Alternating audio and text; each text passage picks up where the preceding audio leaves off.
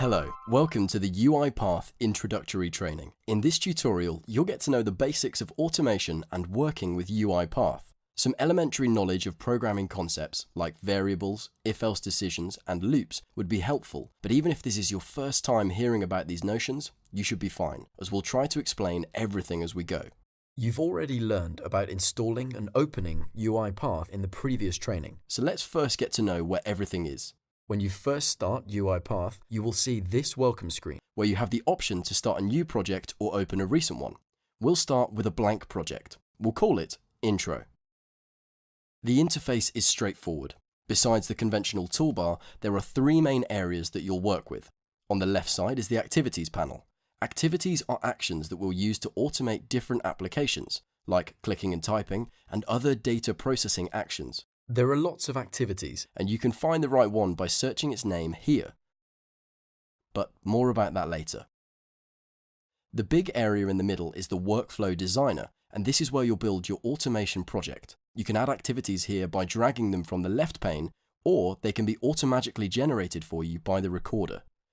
And here on the right is the Properties pane, where you can see and change different parameters and the settings of the selected activity. Each activity has a different set of properties, and later in the training, you'll get to know some of them. But first, let's see how UiPath works. In a general sense, it uses two ways of organizing the actions that it performs, flowcharts and sequences. They control which action takes place and when.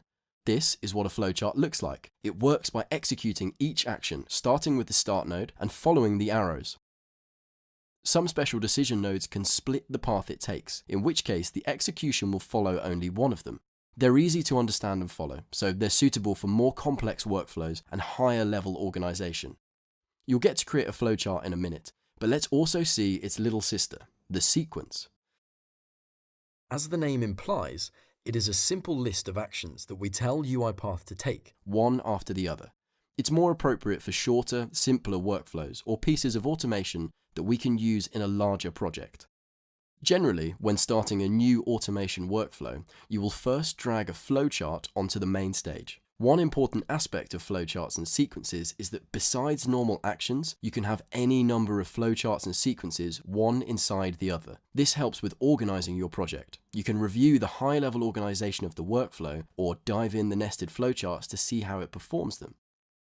For example, let's say you're creating a workflow that reads incoming emails looking for attachments, and when it finds them, uploads them to a dedicated FTP server. It's a pretty complex project, so you'd break it into three parts. Let's say a sequence for reading email, a flowchart for finding emails with attachments, and another sequence for uploading the file to FTP. You could, of course, just as well do it with three sequences, or three flowcharts, or any other combination. It's a very good idea to name your sequences and flowcharts with appropriate names. We'll call this one read email, this one find attachments, and this one upload to FTP. To make it into a functional workflow, we must connect the first sequence to the start node and also the rest of the actions in the order that we want them executed. As you can see, it's already starting to make sense. And we'll make a loop to repeat the process. Now, you'd go into each container and start adding specific actions, or even other flowcharts and sequences, but that's beyond the scope of this introductory tutorial. Because first, you need to know about variables. Even if you have no previous coding experience, you may already be familiar with variables as they're used in mathematics, to represent unknown fields or constants in an equation. For instance, in the equation y equals 5x plus a, each alphabetic letter is a variable that represents something that can have different values. When x changes, y changes too. Being a mathematical formula, those letters generally represent numbers. But UiPath and coding in general works with various types of data. Numbers, text, images, files, colors, and many others. So it's useful to think of variables like boxes that keep different types of data. The data in the box might change, but the box remains the same. In one box, you might hold an Excel table, and in another box, you might hold a counter for how many times a user has clicked something, and in another box, a text message to send to your customers. You get the idea. Here are the main types of variables, or boxes, in UiPath. Each for a specific type of data. Integer is for storing whole numbers, like 1, 2, 3, or 40 million, but it won't work with the decimal numbers, like 3.14. There's another kind of box for that. String variables can hold text of any kind, and you'll usually see it in quotation marks, and booleans can store a simple true or false value. Generic is a special kind of variable that can store almost any type of data. We'll see in later trainings how that's used. And array is a list of any type of data, as long as it's of the same kind. You could have an array of integers or strings, booleans, and so on. Variables are easy to find in UiPath. They're at the bottom here, hidden by default. When clicked, a list pops up showing the currently defined variables, which in our case is none. To create a new variable, click here and type a name for it. We'll just call it my message to the world. Next, we have to set what type of variable it is. Since we want it to hold some text, we'll just leave it as string. The next step is optional, but let's also give this new variable a value. Let's say, "What's up, world?" in quotations. By the way, one very nice feature is the fact that if you rename a variable here in the variables pane, it will be renamed in all instances where it's used. You'll appreciate it later in more complex workflows. Anyway, scope is the other important property of variables, and it represents where that variable is located. For example, select the middle flowchart, named Find Attachments, and click on Create Variable once again, and name this one Test.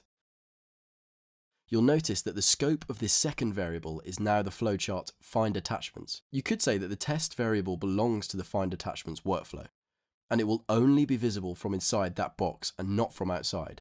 You can see that by looking at the variables pane and selecting either the Find Attachments flowchart or the parent flowchart. Now, let's see some real activities, not only these containers. Delete these empty flowcharts and sequences and drag in a message box activity. If you can't see it on the left pane, simply look for it using the search bar. Connect it to the start by dragging from this little plug to one belonging to the message box activity. Or right-click on an activity box and choose Set as Start Node. If this is your first contact with an activity, take your time to familiarize yourself with its properties. You can edit all of them, but we'll just mess with caption and text for now. Let's put my first message box for the caption and hello world as the text, both in quotations. And let's run this super duper workflow by going to the big green run button, or the smaller green run button. By the way, you can hide the big buttons like in modern MS apps.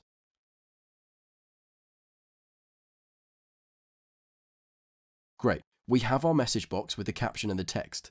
Now, let's switch it up a bit and replace the current message, hello world, with our previously created variable, my message to the world. So, just select the text and type my, and the rest of the name auto-completes. So feel free to give your variables descriptive names, as it's best to keep your workflows tidy. Now, when we run the workflow again, we see that the message is actually the value of the variable, my message to the world.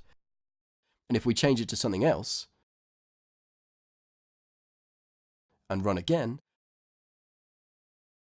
the message is updated. And finally, the universal action assign. Like in a mathematical formula, it transfers the value on the right to the variable on the left. So if we want to change the contents of my message to the world variable, we simply assign it a new value. There's a bit more to this because you can actually have expressions on the right, but you'll see how that's used in the next tutorial. I hope you now have a better understanding of how UiPath works. Before you go, let's do a quick recap of what we've covered in this tutorial to make sure that we didn't miss anything.